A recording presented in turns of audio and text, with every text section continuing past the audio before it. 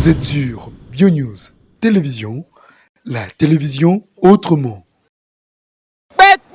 Pekpe balobi nini BioNews Télévision. BioNews Télévision, c'est-à-dire awa format réalité, awa ejeli kambo ya BioNews Télévision balobi chaîne moko boye ezo sala na bondenge na ngope moko boye. Bango baba ba mise à part moko boye. Ezali na le balobi Daniel Lebika, garçon moko ye moko pe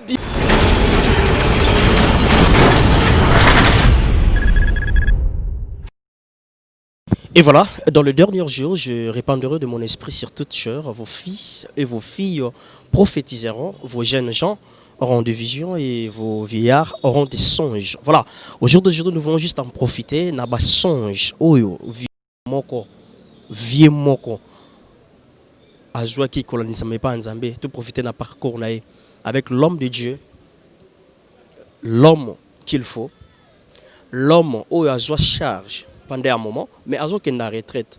Voilà pourquoi tout ça, les choix par Nabiso avec le révérend pasteur César Massamba, au Aouti, Namboka, Bapaya, na Paris, France, et à Kitaki, ah, peut te mettre à moi, les solo, mon Kenam, Pakaya Lingomba, tout ainsi un peu que partager l'expérience, il y a parcours, comment vivait le pasteur, Naba Mikoulé Leki, et comment le loba pasteur peut vivre.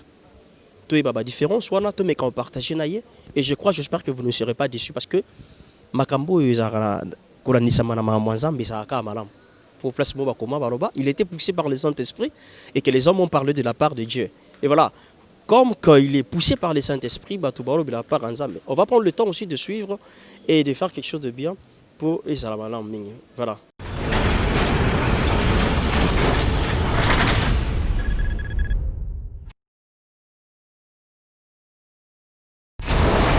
Oui, tout ça, il y a un papa, papa Vakambi, to Télémi Biso Banso, to Tique équipe, il y a Louange, il y a KDC, Gilles Quartier 3, et Bandako, on anime Biso, et puis papa, Sali Koyan, to Sali Koyan, Baena, honneur, Nyonso, Nabanzembo, Namilulu, Kopesa Nzambe, Lokumu, Mopona Nzambe, Oyon Kolo, Abateli, ou Abatela Kibiso, Atei Biso, Asungi Biso, Azali Papa Nabiso, Topé Sinzelan, équipe de Louange. Alléluia, Alléluia. C'est fait là, et Toyamba papa. Alléluia. Il fallait l'homme que Dieu a choisi. Et ça fait bien d'être ensemble avec l'homme de Dieu. Gloire à Dieu. Kitia bokontina yo Yesu eleki makasi. Nani? Nanya kolongola yo poto vota yo te. Bampaka. Bampaka mikolo mama bilombe wa deside. Ya kotombola kitio yo ya bokonzi. Ya Yemba na biso kiti. Kiti ya bokontina yo Yesu eleki makasi. Nani? Nanya kolongola yo poto vota yo te. Bampaka. Bampaka mikolo mama bilombe wa deside. Ya kotombola kitio yo ya bokonzi. Ya fanda na yo Yahweh. Fanda na yo. Umela sekona sekona. Ya fanda na yo Yahweh. Fanda na yo. Umela sekona sekona. Fanda yemi na mo susute. Fanda na yo. Fanda na yo. Umela sekona sekona. Biso to yebi zambe mo susute. Fanda na yo. Yesoleki. Fanda na yo. Umela sekona sekona. Tango mo susu na ye. Yaya fanda na yo. Fanda na yo. Umela sekona. Kasi tango mo susu na bi. Yaya fanda na yo. Nabine la yo. Fanda na yo. Umela sekona sekona. Tofota te. Tofota kutu te. Tofona te. Tofona kutu te. Nangwende na lola. Umela sekona sekona. Kasi bapolo te. Bapolo kutu te. Ba election te. Bapolo kutu te. Nangwende na lola. Umela sekona. Kasi biso tofota te. Tofota kutu te. Tofona te. Tofona kutu te. Nangwende na lola. Umela sekona. Topesa bapolo te. Bapolo kutu te. Bashapo te. Bapolo kutu te. Nangwende na yo. Umela sekona sekona. Yaya fana na yo Yahweh. Fanda na yo. Fanda na yo. Umela sekona sekona. Yaya fana na yo Yaya Yahweh. fanda na yo. Fanda na yo Fanda na Yesu. yo. Umela sekona sekona. Amen.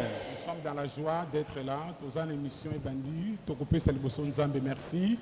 En tant que des chrétiens, des enfants de Dieu, tous ceux qui vraiment qui mis en akati na salle, qui mis vraiment qui mis en émission et bandit. Kolo Topesio, merci. Oh, Pesibiso souffle de vie. Oh, Batela Kibiso. Wuta Tongo Titango, oh, Nzambe. Kolo Tonetoli Kombo na yo. Tosangani ne siko pour nous kopesa gloire et pas na yo Nzambe.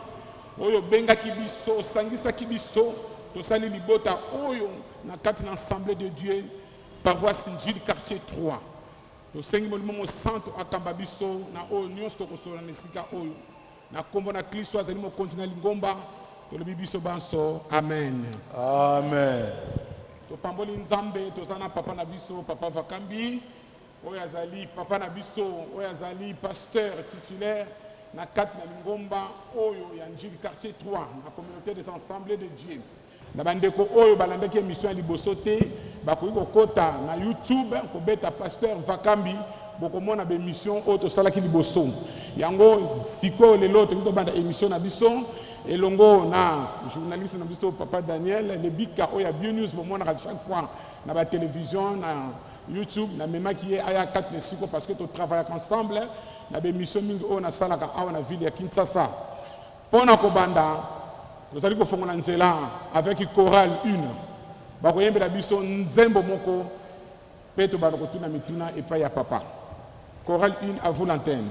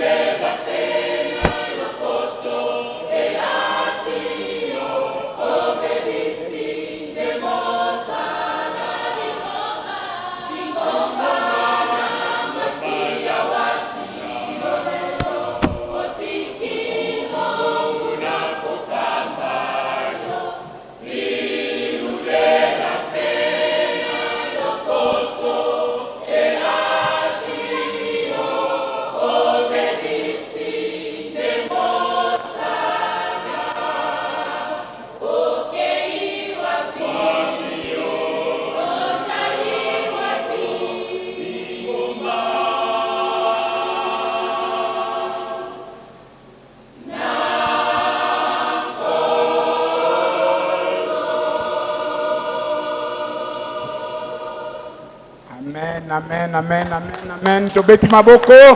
Tobeti likolo maboko. Merci, Vandeka Chorale 1. Ba maman ya joyeuse, bobonga maka déjà. Ba maman ya joyeuse, to eliko tuna, to bandi mituna na biso. Papa Vakambi. Boni papa. Naza bien. Azali malamu. Nazali malamu na ngolu na nkolo. Papa lobi azali malamu na ngolu na nkolo. Papa mokili mobimba ezali kolanda yo, ozali papa ya bana ebele. Mingi bayebi yo pe mingi bayebi yo te. Papa Vakambi auta wapi, aza nani, akomelaki ndenge nini awa na lingomba ya njili 3. Wana motuna ya liboso. Vraiment nazalaki na Baptiste Bems. Okay, Bems. Missioni, oui. Okay. Kuna etumba ezalaki ya mulimo. Okay. Kuna tozalaki na groupe ya intercession. Tangu wana groupe ya mabondeli ezalaka te lukula leloyo. Okay. Tozalaki koluka elungi na Nzambe komema mukumba ya mabondeli. Obanda mabondeli kala papa. Kala mpenza kuna na 1962. Oh, na bota mite. 62 to banda prière lingomba amonete toza kosala kinkukusa toza kolinga kokabula lingomba to kosala lingomba nzoka mokano na biso ezalaki bongo te mais mokano na biso tozalaki koluka elungi na nkolo mpe ete réveil ekweya na mboka na biso. Kuna babimisaki biso na lingomba tosala mbula misato na libanda ya lingomba. Me tozalaki kaka mpe na bapaster bazalaki kosunga biso na ntango wana Papa Jean-Pierre Makanzu pe na bapaster Makabu kaka ya biso na kati ya communauté ya CBFZ. Papa na kati olimbisanga Papa Makanzu oza koloba évangéliste national. Oui, ye wana penza. Okay. Ntango wana azalaki na lisala. Okay. Comme pasteur. Amen. Na kanisi yempe mutaliboso babimisaki yempe na lingomba biso mpe na makala babimisaki na lingomba kuna SSC azwaki Papa Makanzu comme évangéliste national. Amen. Biso mpe tolukaki place nini tokuti tokendeki na makala na wasa epa ya passer Ngiu ayambaki biso na lingomba. Papa Ngiu ayambaki bino malamu. Malamu mpenza. Matata ezalaki te. Matata ezalaki te. Vous s'intégrez bien. Oui. Amen. Papa Kunande Papa Ngiu asosolaki vision na biso tokotaki mpe na musala ya prière na évangélisation. Amen. Merci. Oui. Donc wana na mukuse ndenge bawutaki Papa Vakambi bawutaki na église ya missioni oto benga le CBFC oui. CBFZ. Oui. Kuna nde bolongwaki après bayo kokoma na wasa Papa Ngiu ayambi bino na assemblée de Dieu, oui. Na assemblée de Dieu. Donc oui. to bengi Pentecôte. Pentecôte. Tango bolongwe kuna siko Papa Vakambi ndenge nini kuna zako sala musala nini. Bon, kuna na kati ya lingomba na ntangu wana nazalaki nanga ménager mais na kati ya lingomba nazalaki comme diacre kino nazwaki appel autre vie donc musala muso azali ko sala ménager. OK. Donc là Joseph quoi. Voilà, on goy sabiso qui a tozo ça Nzambe, il faut pas usala goigoi, c'est ça. Atozo ça Nzambe, ukoza goigoi, il faut ça là quand même. Oui, il faut ça là. Faut ça là. Amen. Mais en tant que jeune au bandi musala na yo ya ministère na yo mwana mukie nengo na ajouano zaki nango ngani na yeba mingi motivation zaki nini ya osala Nzambe parce que ozaki pe la temps ya osala na yo mais ukomi motivé na habité motivation ne utaki wapi ozaki motivé na entourage ozaki motivé par ba parents ozaki motivé na ndoto lotaki bando osala Nzambe to ezalaki kaka boye bando osala Nzambe. Non, nantangu wana tozalaki na prière na comme membre na kati église ya CBFZ. Même pona musala nanga nazalaki nanga ménager. Na église nazalaki mpe kaka diacre te mpe diaconesse te pardon, diacre te, évangéliste mpe te. Mais nde nzambe déjà sa kanaki ete ngai nakoma évangéliste. Donc nzambe mutabenga kiyo. Oui, nazana kuna nde na to comité. Ah. Soki to komi na appel nde na koyebisa. Mais siko papa ndenge papa lo. Mais botunaki na utaki wapi? Ah. Yango wana na yebisi sika na uta. Motivation ya robando okende ndako ya nzambe. Et pour ça ki osalela nzambe na kibolenge wana. Wana ntango tozalaki kobondela bon vocation na ntango tozala kobondela tozala komema mikumba ya prière ya basali na nzambe nsima na nga moko mpe naye kozwa appel ete nakoma mpe évangéliste. Ok. Mais osadaptaki nango ezalaki yo facile, ezalaki mwa pete to ezalaki yo mwa kilo. Lingoma mobimba bayebi nandimaka kutu te nazwaka appel na 1965 to 68 nayaki kondima yango na 70. Amen. Oh. Donc naboya. Ah bon? Ngana lobete tata nzambe malamu opesa nga mbongo nasungaka basali na nzambe kasi mpona nasalelaka oui même musala ya passer naboya yango nasala mpe te nasala bakiti ya église napesa na lingomba mais mpona apele tika nzambe no kaka yaka nasali toitile na musala na nga ya menishe sala panche napesi do na lingomba bafutanga mbongo te ete nkolo alungola nga kombo na nga na liste ya kosalela ye mais nzambe namona oyo namona nayoka oyo nayoka na emoniseli ya nzambe na mungongo na nzambe nalali baza kobenga nga nafunguli ndako naluki nani aza kobenga nga namonaki muntu abengi ngai te kino nayaki kososolaka kete appel ya nzambe wana nazali susu na sebe fezeli te wana nakomi na Pentecôte. Amen. Siko papa ovandi na makala o travailler na papa ngiu. O travailler kuna, o sali kuna ndenge ni okomaki awa na paroisse ya 3 parce que mituna musuto kozongela te to salaki on émission le kaki. Yango to kata na mukuse ndenge ni no wuti papa ngiu kuna oye kokoma awa na paroisse ya Njili 3. Ntango wana na kati ya communauté déjà bayebaki ete nazali évangéliste ya communauté. Ok. Nazalaki kokende ba Mbunzimai Kananga na ba région ya biso pe nazalaki kosala na nga voyage wana bayebi ete nazali évangéliste ya communauté. Alors awa na Njili bazangaki mpenza passer oyo akuti kosunga lingomba oyo. Wana mpe ngai nano peta koti na ministère pastoral te mais na ministère évangélique bango ba mikolo bayokanaki ndenge bango bayokanaki omoni soki baza kosala yo réunion ntango so yo moko oza koyeba te yo yebi te baza kosala réunion mpo na ngai nalongwa na makala na Njili comme pasteur. Ok. Tozalaki na nganda babengi nga papa na nganda na kitambo. Na kitambo. Poso lo binganda bakasanga dantaba. Non. Nganda na kitambo tozalaki na conférence. Na conférence. Na conférence missionnaire moko autaki na États-Unis. Ye mutu ayali koteya. Okay. Balobi bango ba mikolo ya lingomba papa Mambu tata Mbuta ya paroisse awa passer na papa Mbelane na bandeko mususu balobi na ngai toko solo na midi.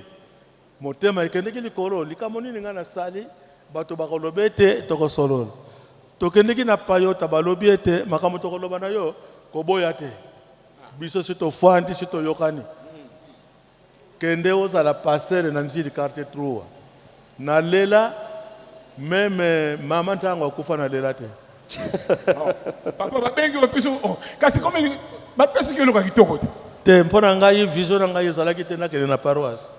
Bongo lelaki nini siko papa? Non, vision na ngai ezalaki te nakende na paroisse. Ah donc boyaki ki pasteur. Ki pasteur oui. Donc olingaki évangéliste. Évangéliste. Mais siko boyaki pasteur pona nini?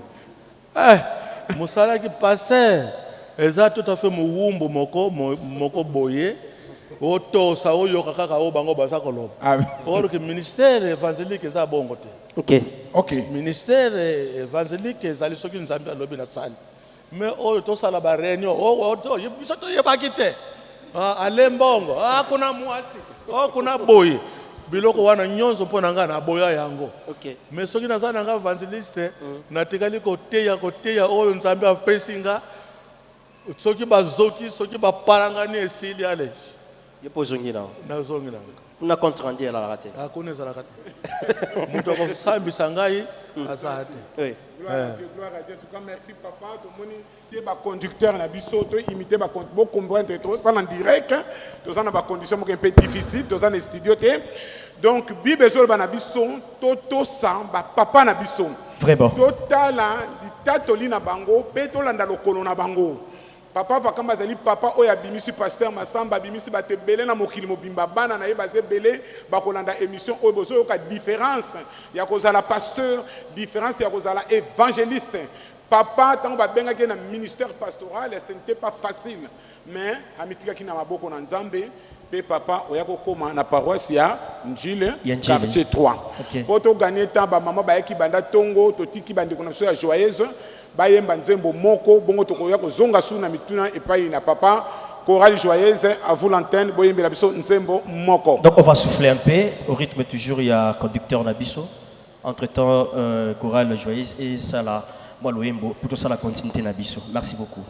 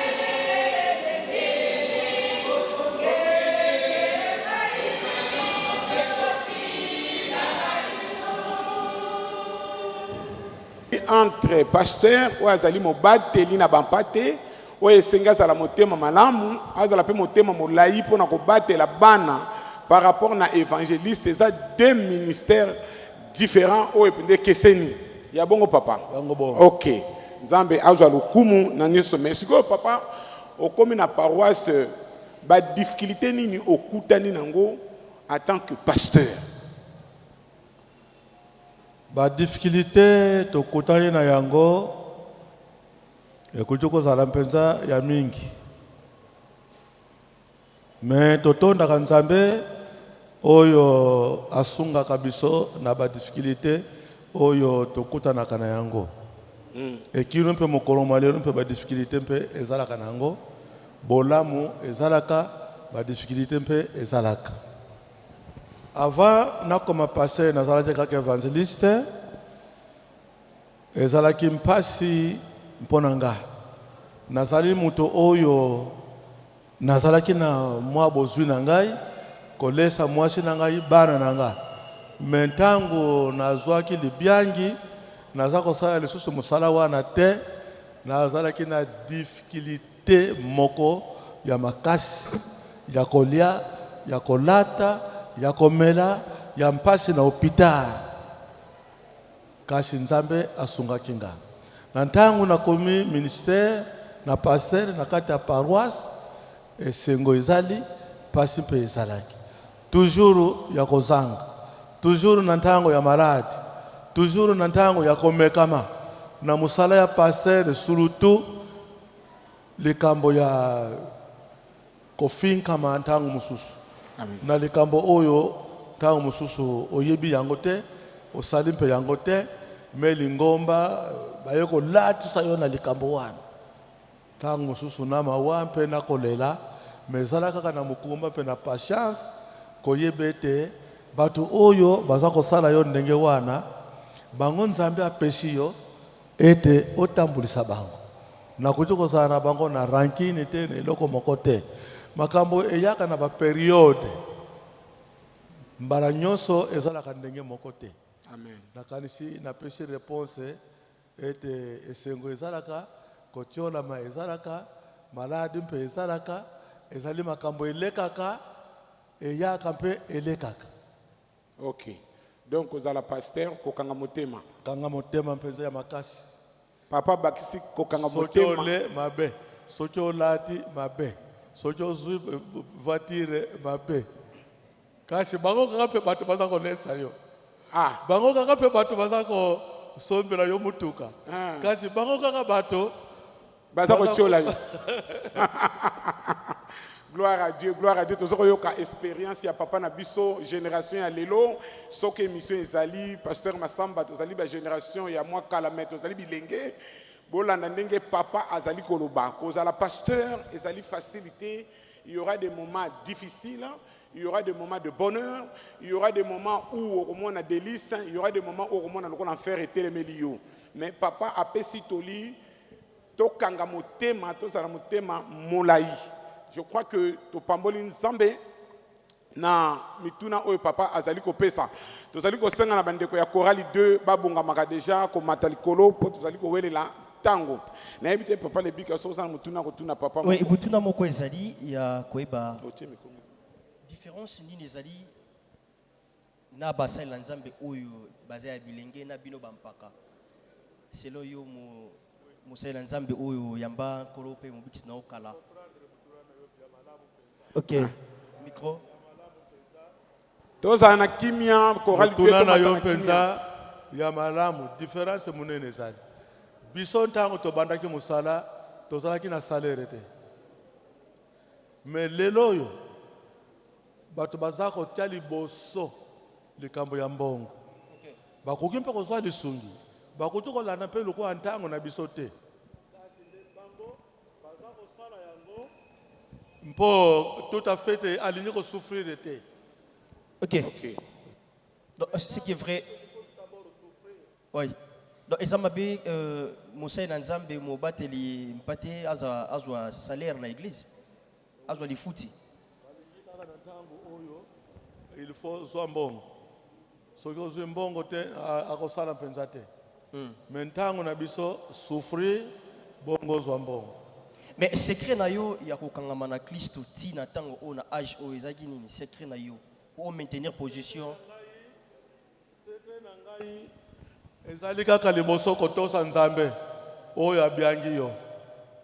Kotia miso na mutu te. Kotia pe miso na OK. Kasi tia miso epai na nzambe oyo abiangi yo. komipesa na prière komipesa mpe na kotanga liloba na Amen.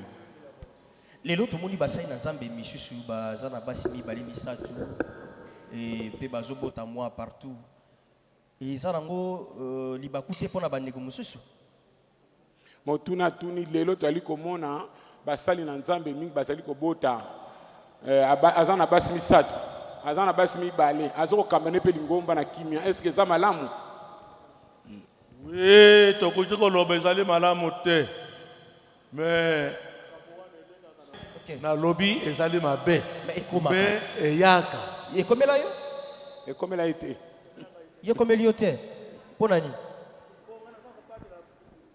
boyambi na yo ok donc bato kobatela maloba na nzambe mpo nayebi yango ete ezali mabe ah ok bandeko ekomela bango mpo batelaki parce que soki nalobi na ah omoni ete tokoki kotikela sata na esika te tokoki kotikela sata na esika te soki nalobi ete eyaka ndenge nini bokoki kozere yango papa okoki miko wana ezali nde mabe. Ah ok, donc il faut que j'irai en malamu, que l'andela makambo malamu pour okoyisama te.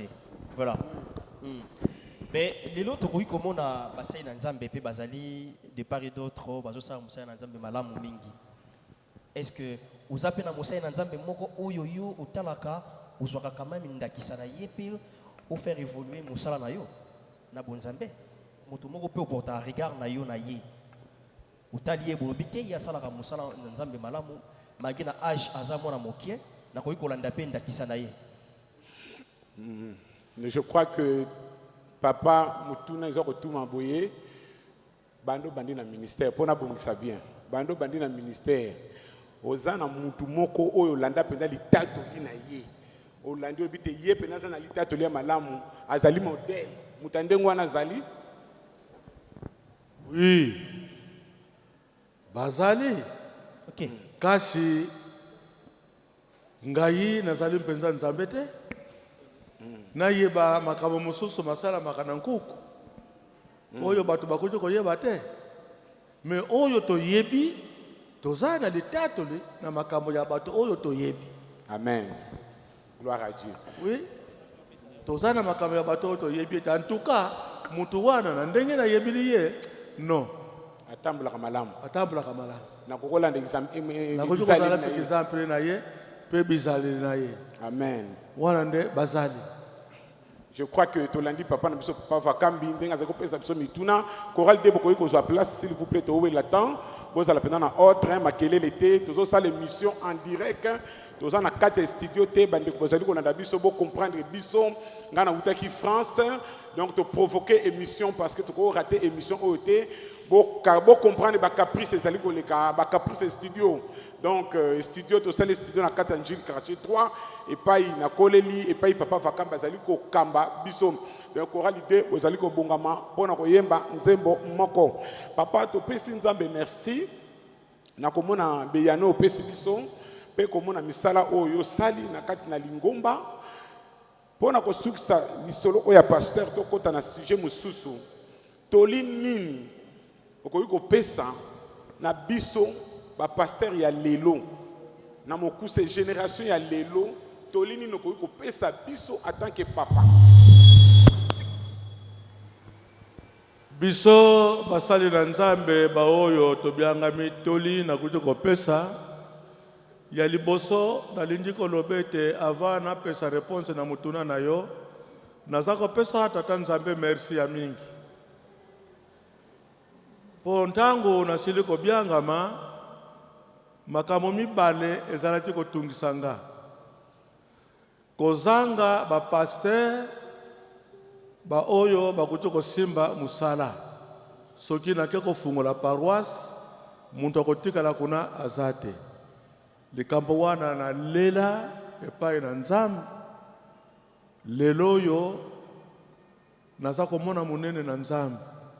Amen. Po ete naza na bana baoyo baza kosimba misala pe baza na litatoli mpe ya malamu baza koteya mpe bien na baparoisse. Amen.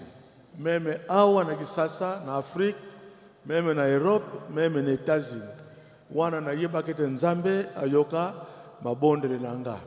Likama mibale ezalaki kotungisa ngai likambo ya mbongo. Ezalaki tout à fait freinage na ministère. Donc kokete muto oya biangami azala na mbongo. Ngai ezali kotungisa nga mpona kozanga mbongo. Kino lelo botungisa mpe wana ya kozanga mbongo ezali. Nazana makambo mingi na kuja kosala na kati na ministère, mais naza kozanga mbongo.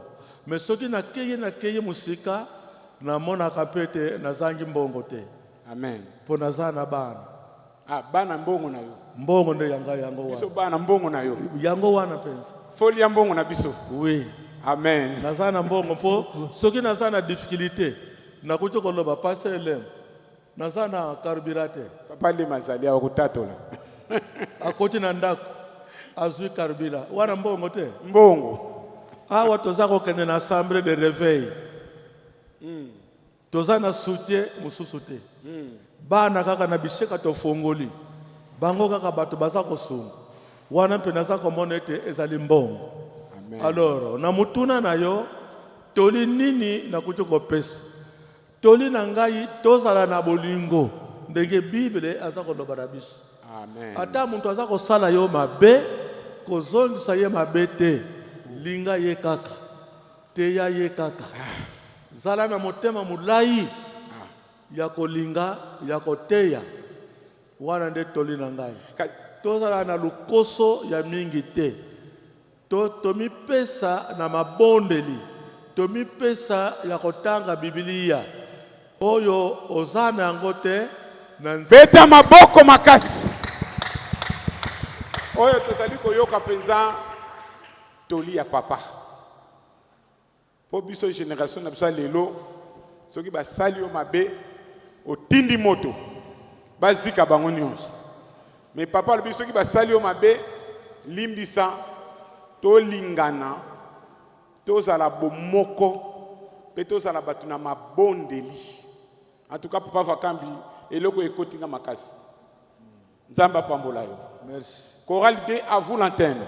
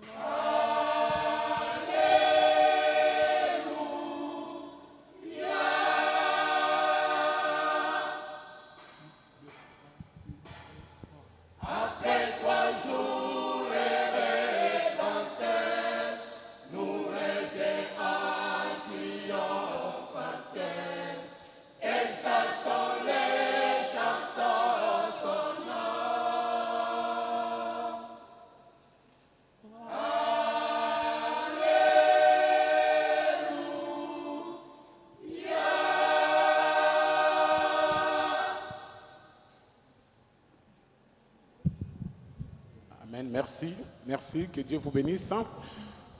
Merci na choralité. Est-ce que tu peux mettre ma boque pour la choralité? Merci beaucoup, merci.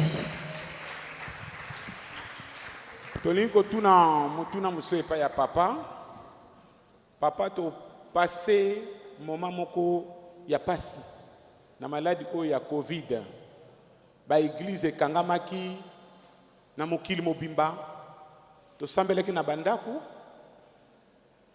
To moni vraiment que maluba oyo Yesu alobaki ezali ya lokuta te. Papa Vakambi na expérience oyo nzamba bengi owumeli kati na lingomba. motuna ezali nango pete ondimaka mpenza ke Kristo akozonga lisusu na mokili oyo. Oh, wana likambo wana kutu na ibi mutu akolunga nango na motema na ngai te. Amen. Ata kutu lisumu eye me kolunga na ngai te te Yesu akozonga te. Yesu akozonga. Amen. Donc papa Yesu akozonga. Akozonga mpona kozwa lingomba. Okay. Wana bokoki kutu kobundisa yango te. Amen. Yesu akozonga. Akozonga. Bongo toza kosambela pamba. Amen. Sikoyo nakomona maladi oyo papa. Ezali moko ya bilembo oyo Yesu alobaki to ezali nini oyo ekomeli biso. Mpona ngai deja si nalobaki mpesi na teyaki si totindaki makambo mosusu na Facebook. Mpona ngai toza na ntango ya suka. Amen. Toza na ntango na suka. Ntango ya suka bilembo ekomonana. Lukwa tomoni yango na ntango ya suka mpona nga eza nango bongo. Ata eyeli banzela nini ona nyama, ona mpuku. Maladi kaka, ebomi mpe kaka bato. Que soit nzele utela isu sa provenance dango izaka malade. Ezaka malade. Okay. Ezaka na cadre malade. Bongo bazaka loba nini? Bazaka loba kaka malade. Pe Bible lobete na ntango ya suka maladi ya ndenge na ndenge ekoya. Atako euti na antikriste. Me maladi ka. Mais na ntango yango ya suka attitude nini tokokoza nango biso ba Kristo. Attitude nini tokokoza nango biso ba Kristo. Biso ba Kristo ndenge tokokozala donc lukola lekambo wana ye ekuti ko lembesa biso te. Amen. Donc il faut to lendisami to yeba ete oyo to tangi et monani. Donc eza ko confirmer que Yesu akoya. Okay. Parce que bilembo to moni yango. Kaka oya maladi te bilembo mingi deja c'est tout monde. Bampas eza ya ndenge na ndenge oyo tozali. Lukuta eza koya ya mingi. Basakoli ya lukuta oyo Yesu alobaki bazali kino na ntango oyo. Bo ndenge nini tondima te ke Yesu akoya te. Mateyi wana ekouta wapi? Yesu akoya. Tozela ye na mulende.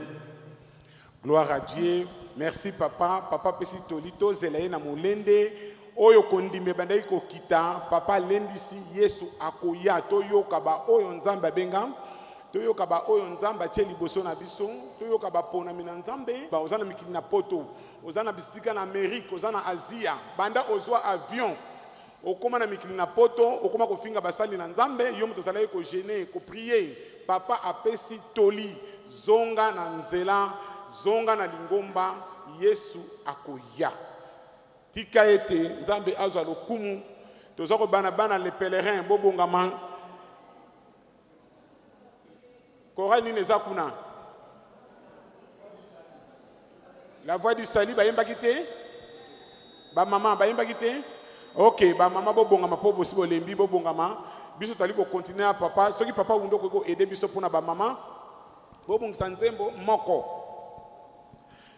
Tolingi to kota na sujet ya mutuya, tozo kozwa moi pause parce que tolingi to kota na sujet ya retraite, pe to ko succela awa. Si j'ai un papa, un vakambi, azali ko kende na retraite kalate. Donc, toko kote na mituna avant to 5 mois pause à mouke il y a 2 minutes. Ba maman ba matanan. So ko kote pause s'il vous plaît. Merci. Et voilà, messieurs dames, voilà tout ça qui évolué. Tout yoka ba maman, ningi ba opesa biso loyembo wana. Après ce que tu zongi, tu reçois tout ça là instant mon témoignage. Papa Lema a témoigné pour papa Nabiso. Après tu rejoins à ton côté à la étape où il y a retraite. Tout n'a pas bamitou na Nabiso. J'espère que vous ne serez pas déçus. Toi qui es Nassima, toi qui es maman, n'engue ba opé Sabiso loyembo. Merci.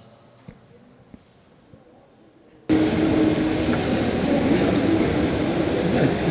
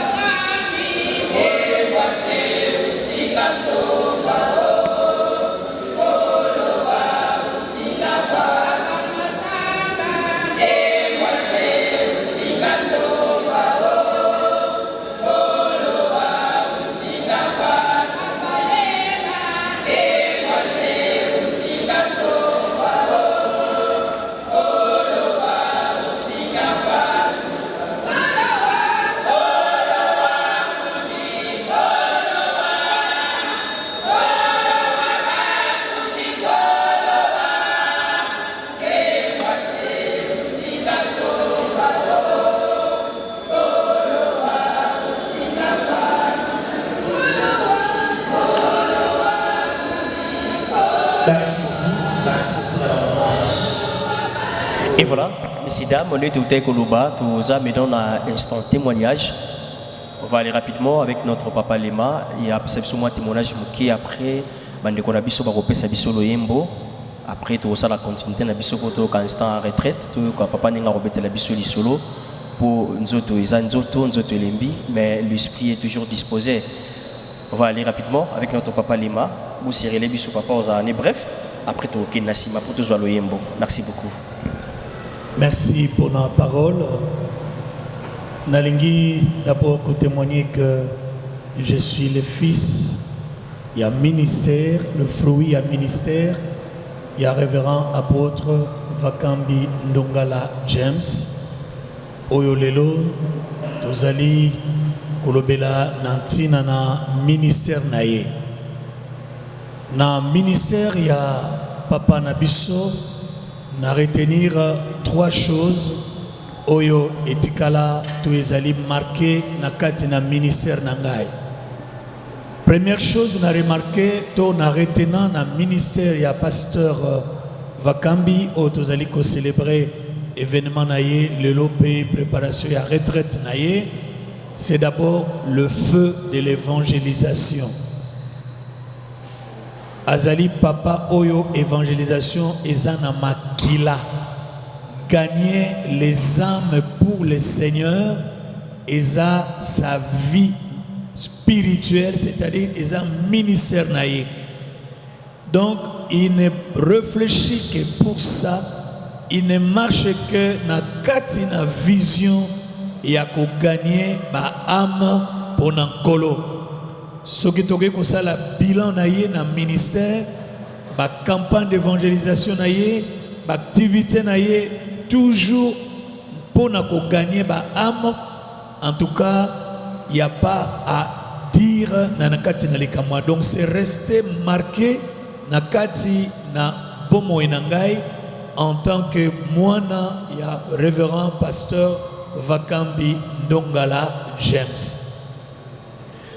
Alingi évangélisation, tant que tozali kolobela likambo ya ministère ya réveil. Donc c'était pour se rendre dans différentes provinces pour nakoleka kosakola sangomalam. Donc au gagner ba âme ezali lokola souffle pa inaye. Donc eloko wana ezali marqué et pa inangai lolenge nini alinga ko gagner ba âme pour nankolo. Autaki koloba awa était souci naye monene ezalaki azali ko évangéliser mais bana o bakotikala pour encadrer ba amwana bazalaki komona na te azalaki kolele pa na nzambe te ekozwa bana et le tozali koloba ete ba église annexe to oyo ezali fruit ya église mère ezali lelo ebele donc biso pe lokola na kati donc ezali kolakisa bolingo na ye pona milimo na bato, souci na ye pona ko implanter l'église, souci na ye pona milimo ebika, ezali eloko aliboso oyo na retenir na ministère ya papa na biso. Eloko mibale nazali ko retenir epai na ye c'est la foi. Owana to lobelaka yango même entre biso bana azana foi de fer. Tangu bino bozali ko douter soki ya lobi ke na ko sala likambo oyo. Pendant que bino bozali ko loba non le temps, le moyen, mais yé a telemi na likambo na ye et la réalité, il finit toujours par réaliser eloko oyo ya lingaki kozala. Et surtout na makambo etali évangélisation, na likambo etali ba campagne, soki bino bozali ko loba autant au moyen, mais ya lobi ete même na lance-voix na ko réaliser activité wana et finalement tozali kokoma été azwaka toujours raison. Donc j'ai retenu la foi et pas inaye. Boza ko lukande ko kendenge ni mbongo esalite ya lobi nkolo oya pesingai et moniseli wana ako pourvoir et pena suka tozwaka ko pesa ye raison parce qu'il finit toujours par avoir raison. Donc deuxième chose na moni pa inaye ezali la foi. Troisième chose, parce que tout ça n'a pas été, n'a retenu l'amour qu'il a pour ses enfants. Amen. Amen. Il a l'amour pour ses enfants. Atako ndenge nini, atako likambo eza ndenge nini, il aime ses enfants, il les soutient, il les protège, il fait tout pour que ba continuer kozala na kati na vie spirituelle na bango. Donc ça, je l'ai retenu de lui. Et que c'est quelqu'un azate okola soso à Botibana et puis à Boaki Bango, lui suit, surveille, protège ses enfants. C'est la troisième chose où on a soutenir, na retenir na kati na ministère naye. Et enfin koyeba ko encourager bana naye na musalo bazali ko sala. Quelle que soit la difficulté, il nous encourage toujours. Et nous vivons cela aujourd'hui. Donc ce sont aujourd'hui les 3 points où on a témoigné positivement dans le ministère ya Papa Nabiso Vakambi. Et puis l'olenge a soutenu pour que nous sala musala pendant que Batou Bazala qui comprend des visions na penzate, mais lui disait moi nawana et Sengeli Abima Akende Asala Musala, et aujourd'hui l'œuvre parle. Tozali reconnaissant pour notre a été Papa Oyo Nzamba Benga qui est pour vraiment Akoka Ozala Moko et à soutenir intérêt et à royaume Yanzambe. Voilà en quelques mots ce que je peux dire pour notre Papa Oyo à Télémé. J'ai dit encore en sa présence. Merci. Merci beaucoup. Merci pour la foi. Merci pour la fête d'évangélisation. Et merci pour la protection. Merci. Chorale les pèlerins du ciel, un chant. Vous voyez, 2 chants, un chant.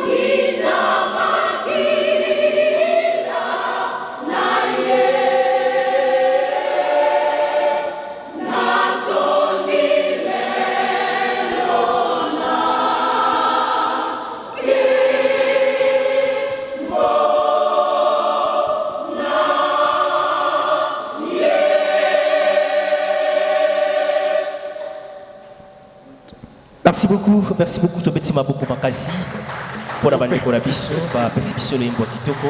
Gloire à Dieu. Gloire à Dieu. Entre-temps, tout ce qu'on va dire dans tout bas, la moi. Merci Papa Lebika, Tozane Sengo, comme on a les pèlerins bana auto encadraki lelo bako mikolo bazali koyembe la nzambe. Tozongi pa papa na biso papa vakambi to komi na rubrique na biso ya suka papa lema akotika biso mama Godé Lipunga akoya suko témoigner papa vakambi bana bazali kolanda na mokili mobimba mama penza ya likamunde to komi na oyo nungu ezali kopela sika nyonso papa azali kokende retraite eza penza ya solo papa oza kokende retraite eza mpenza ya solo naza kokende retraite toyoki papa na monoko na ye moko na maloba na ye akonfirme na biso lingomba na bato nyonso ke eza ya solo azali kokende retraite papa motuna est-ce que pasteur akoki kozwa retraite soki tokuti koloba yango ekuti kozala mpe bongo bato mingi batiaka mpenza ntembe kati na likambo yango kasi meme mpe na bible ezali mais retraite ya pasteur eza ndenge nini ok eza ndenge nini retraite ya pasteur eza ndenge nini retraite ya pasteur ezali ete alembi soki pasteur alembi aza kolemba aza kokokisa lisusu besoin ya bandimi te na mokumba oyo aza nango ok ekoki malamu ete atika mwana azwa l'élève mais aza wana donc mikumba oyo azalaki na yango bameki kolege yango akiti muse akoki koteya akoki mpe kopesa toli ok soki tolobi ete retraite ça veut dire quoi kolonga mpenza na mokumba eza musala ya munene okomona ntango mosusu akuti kobosana baverse biblique soki akomi mpenza mpaka nano akufi te kasi atelemi teya aza koteya me aza konimba aza kobosana baverse biblique soki ayoyoka muntu alobi kuna bolobi nini donc aza na bademo te aza na bademo te age epusani donc ye moko azwi décision azwa retraite sikoyo papa na maloba na yo olobi eloko moko motuya aza koprépare mwana papa oprépare biso mwana na KDC awa bana bazali kutu ebele bao na prépare soki ntango na ngai ekoki nakoloba ete yo zwa place il est déjà préparé donc papa sikoyo oza na mwana ngo bombi ye oza na mwana ngo bombi ye oui bongo azanga ndenge nini nasenga retraite bongo nazala mwana c'est une surprise vraiment papa eza surprise obombeli lingomba to kaka yo moko moto lingo bomba ye nga moko moto na bombi ye mais soki tokomi pene nakobimisa ye parce que nalingi te na ntango oyo nabimisa ye bakolungola makanisi na retraite bakobanda kochante makambo ebele tobeteli yesu maboko papa nga na telemi wana toyoka na malamu nga penza soki na ye na uti France na yeli penza likambo wana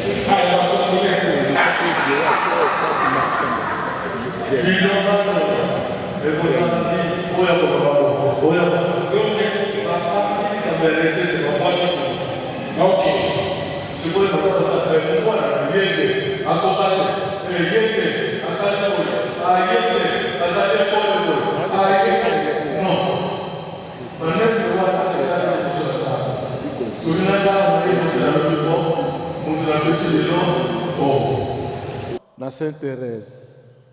Ok, donc du 1er au 3 juillet 2021, campagne ya munene oyo pasteur Vakambi ya ndongala kosala ya suka. Parce que oyo ya liboso mpe na banda ya munene na Sainte-Thérèse.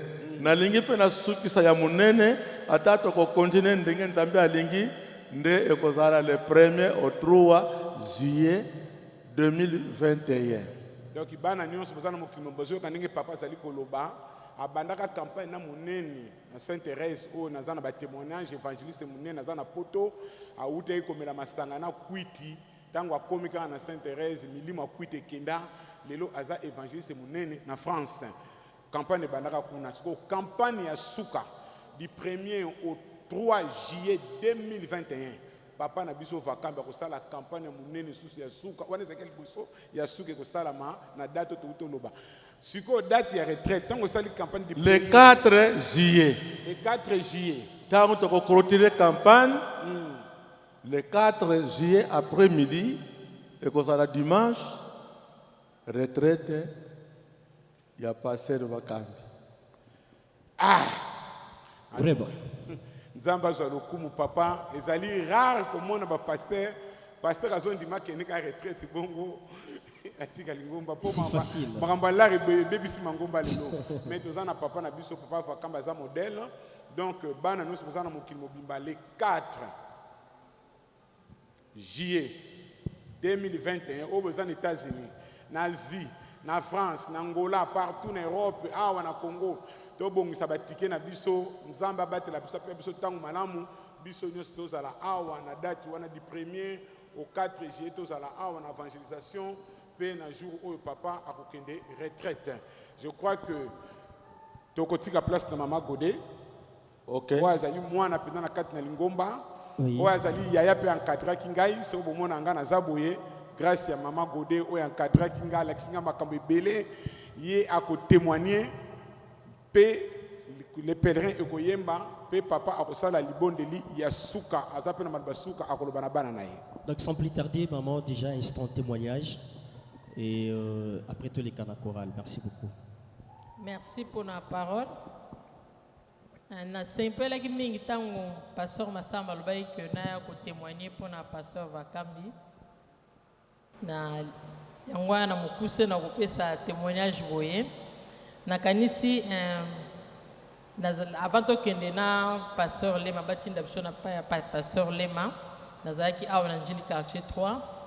Alors tango lingombe komaki na besoin ya kozwa pasteur balbaki que bazotindela biso pasteur moko auta na makala komona ye Vakambi ndongala bongana personnellement na yebaki ete babiki azali évangéliste en tout cas terre vraiment bien. Alors inquiétude nanga liboso ezalaki que nayebi ba évangéliste yokoki même na témoignage na ndenge alobaki wana donc ba évangéliste bazali plus pona aye atei atiki pasteur aye avandisi. Alors siko na ndenge lingombe ezalaki pena ba moi ba yiki kimuke ezalaki wana. Alors nazali komituna vraiment que est-ce que pasteur évangéliste vraiment akoka kokamba lingomba oyo. Alors lokola lobaki que tant ba lobaki na ya azala pasteur alingaki yango te parce que ayebaki mokumba wana. Je crois que tolandaki pela peut-être témoignage que à côté pena mabondeli. Et puis effectivement Nzambe penza bengaki ye awa na église oyo. Parce que na ndenge niveau ya spiritualité église wana et komaki na tango wana et puis na ndenge ya ba mwa tumulte ezalaki. Alors sengelaki vraiment que moto oyo Nzambe atie pona ete akoka ko telemisa lisusu lingomba wana atia kimia pe asunga bato na ndenge ya molimo. Alors emonaki vraiment que pasteur Vakambi akokisaki yango po tomonaki oye asalaki penza kobanga wana ezalaki mais et confirmaki vraiment que azalaki o Nzambe aponaki ye d'évangéliste akoma pasteur. Mais atako na ministère pastoral mais sans wana souci wana bien besoin d'évangélisation et kitaki yete pour remarquer yango même na mateya na ye, même na esaleli na ye, ozomona kazali ko concilier les deux ministères, puis wana vraiment cela qui yango bien. Alors wana pe zali ko confirmer les choses ete soki nzambe abengi moto azali pe ko doter, azali ko pesa ye makoki pona ete akoka ko azala mesure, azala à la hauteur ya ko kokisa responsabilité au ba pesi. Alors na bien dans le baki wana évangélisation na yebaki epenzate na yebaki karatanga yaki pasteur awa. Alors na zana quelques points on a ko koloba o ya positif na zako mona epa na ye ya liboso ezali ete na kobanga nga na zaki nango eke évangéliste aya pasteur, parce que na yebi que pasteur d'abord il faut azala penza na motema wana ya bo papa. Alors évangéliste azala motema ya likolo mais na mona ki yango kati na ye o ezali ete tango ozoya penza na ndenge ya mwana po ozwa solution epa ya papa, en tout cas azala ki prêt pour na kopesa yango. Alors et puis tango likambo ezali o ezali ke na kati ya bana, donc na kati ya lingoma zo kamba likambo ezali wana bozo mona ngone te déjà grave, hein, eza net grave te mais eza penda grave, mais tango ye akozwa yango et puis na ndenge a retraité yango bo mona vraiment que bo papa pende ezali ko sala wana. Alors o ezali ko confirmer vraiment que azalaki non seulement que évangéliste, mais azalaki pe pasteur oyo nzambe abengaki. Et puis na eloko mususu ezali que toyebi ba évangéliste baloba mingi. Alors nga nazali pe ko banga na bi, mais est-ce que akwa kozala discret lokola mesana ko loba bongo. Le problème ya parce que pasteur faza moto ya mutema munene azo kanga makambo wana. Effectivement na ko pe ko témoigner wana, en tout cas pasteur Vakam azali moko ya pasteur oyo bazali ko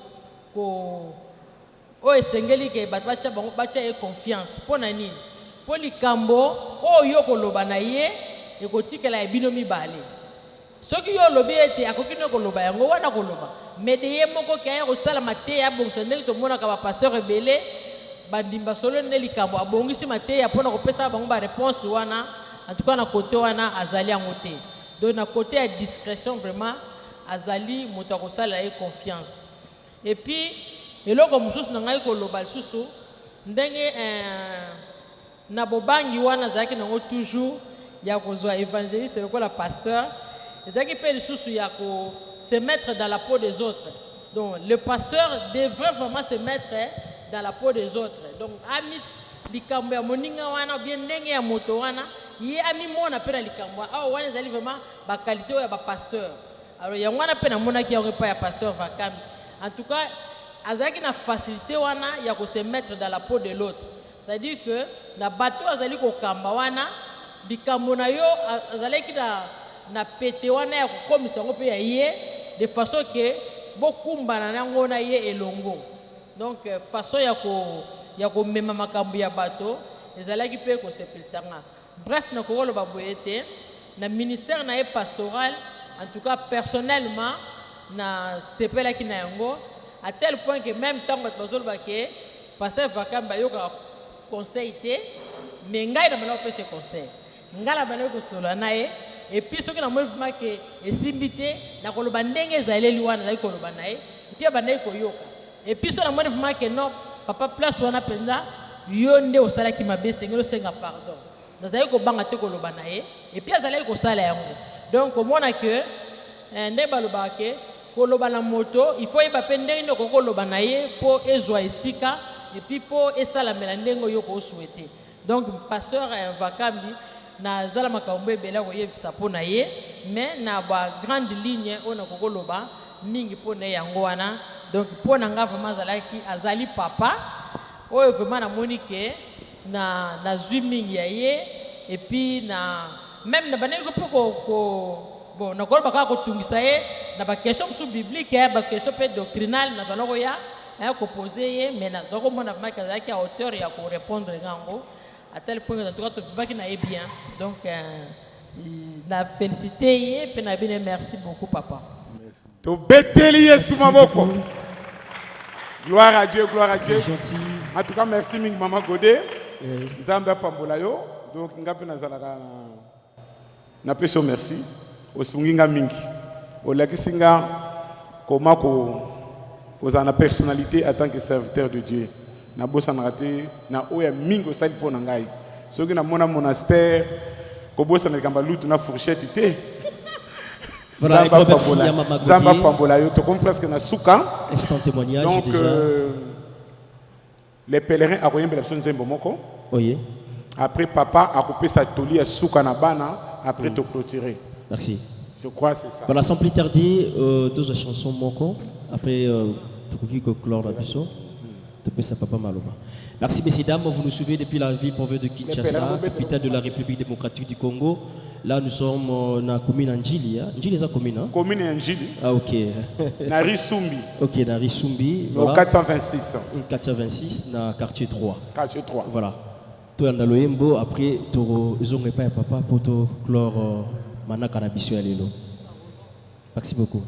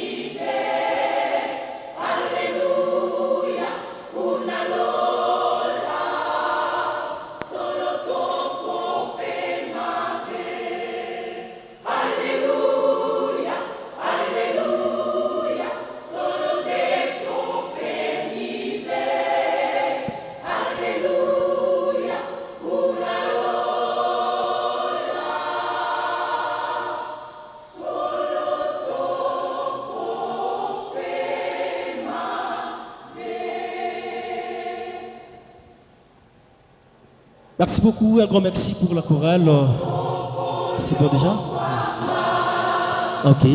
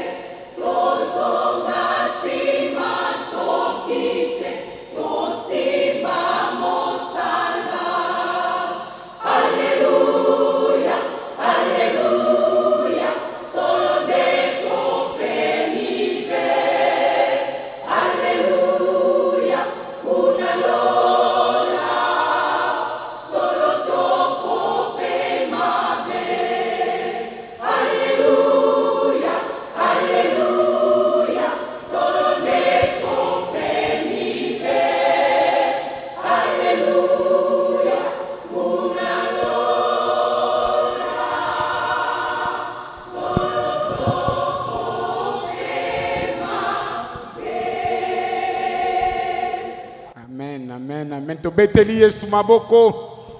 Tolembi. Merci beaucoup, merci beaucoup.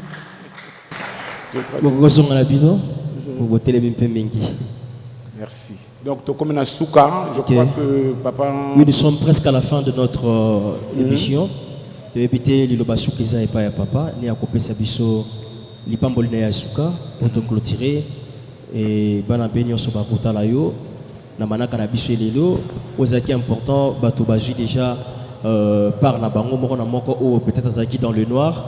Agi quand même bah éclaircissement par rapport à la réponse au pessibiso na mituna ou biso to titre kotuna yo na ngambo na yo to ko zela lipamboli ku te pa na yo ko pesa pa ya bana o nyoso bazana kat nesika o na ba OPB baza na biso te bazongo ate ya musika poto clore émission na biso ya lelo. Merci beaucoup. Donc papa maloba ya suka oyo ko lobana bana pe ko sala libondeli ya suka to li ko pesa biso bana. Toyo katoli ya tata to sala kimia to komi na suka émission. Nakanishi shina loba ki deja di loba ya suka.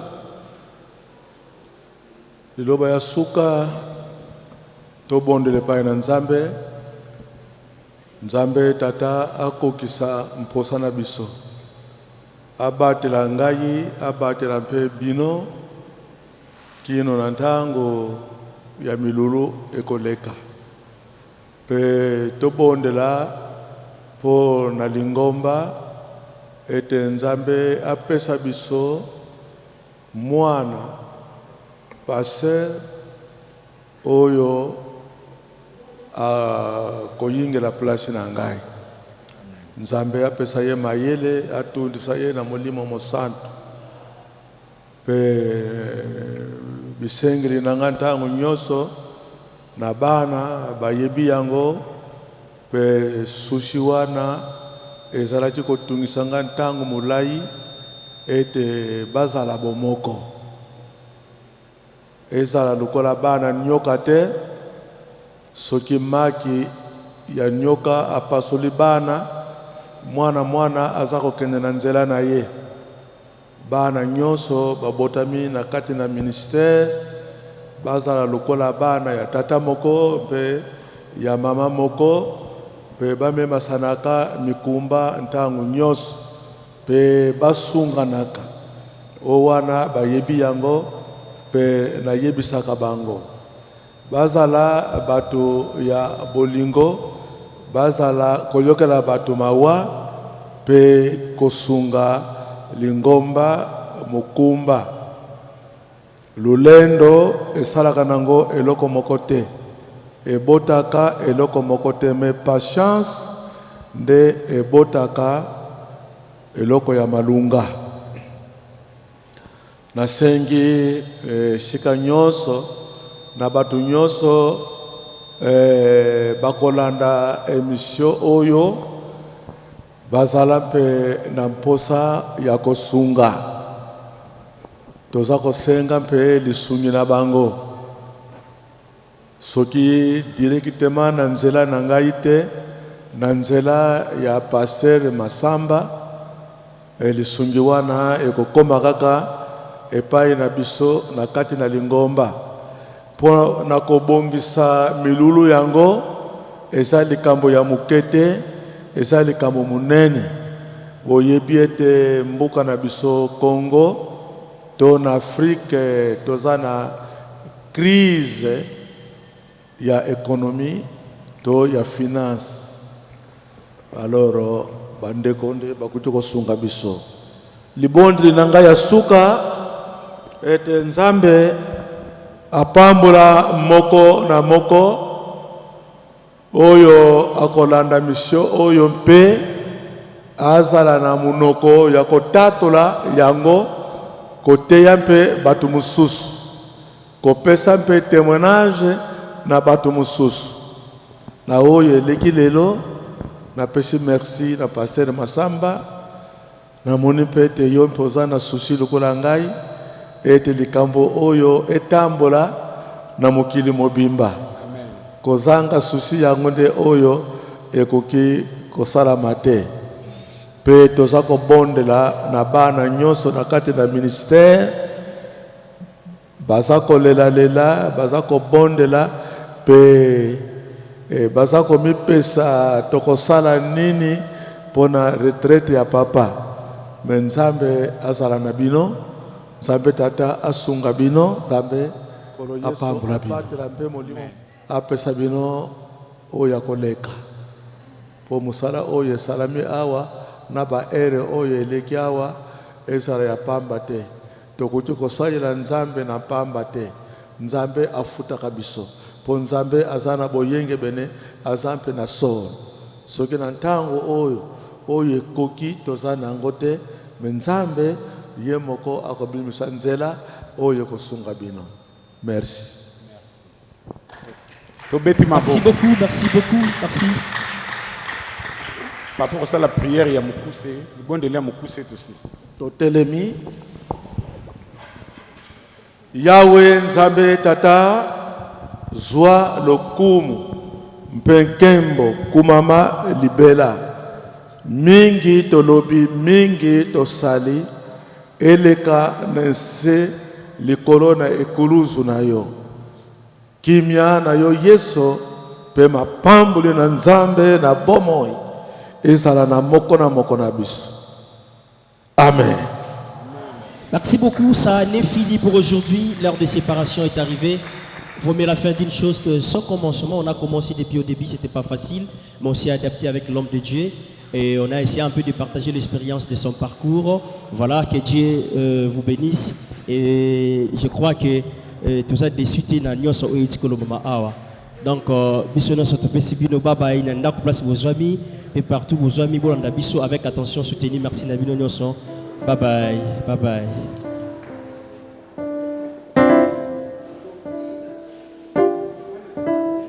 Merci pour ce témoignage na papa Vakambi pour être na compléter mon tuna batuna ki ayaki ondenge nini et ayaki boye tozaki na crise à pasteur peut-être une année tozaki na pasteur te mais chorale centrale ezwaki grâce ya kone koyemba na makala esika yazalaki étant évangéliste national to komaki kuna et grâce à Dieu ye mutu ateyaki dimanche wana tomonaki molimo na nzambe eyebisaki biso ke oyo akoki po ete akoko dirige paroisse ya Njili quartier 3 mpona nini tosengaki 3 pasteurs baya boyaki koya kodirige paroisse na biso.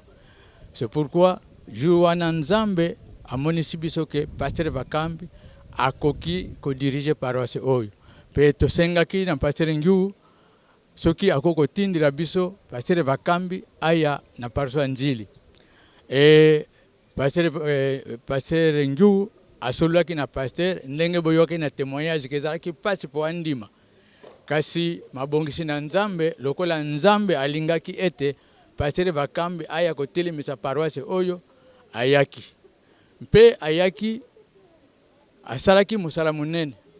D'abord même ba séminaire ba enseignement ba formation ezalaki te kasi koya na ye to kotaki na ba formation. Au moment je vous parle bana nyonso oyo ba landi penza pasteur Vakambi atako asali théologie te azui possibilité à côté ya loba na nzambe ekozanga te kobimakati na ye mpe du côté guérison de maladies.